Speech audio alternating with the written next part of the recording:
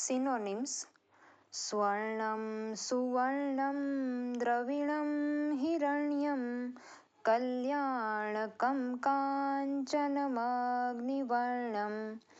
मनोहरं हेमचभूषणाहं तथाग्निबीजे कनकाञ्चकौतम् भृङ्गारमाङ्गल्यकजाम्बवानी जाम्बूनदम्भर्मचझातरूपं चाप्येकं लोहवराञ्चरुक्मं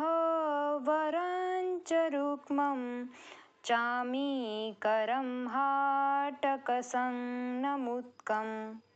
टाइप्स प्राकृतं सहजं वह्नि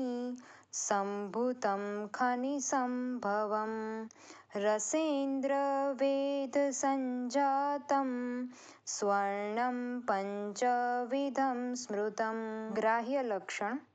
दाहे रक्तं सितं छेदे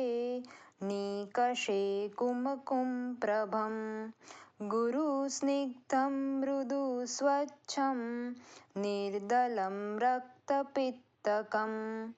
हेमषोडशवर्ण्याढ्यं शस्यते देहलोहयो अग्राह्य लक्षण कठिनं लघुरुक्षश्च कषे छेदेन लेसितं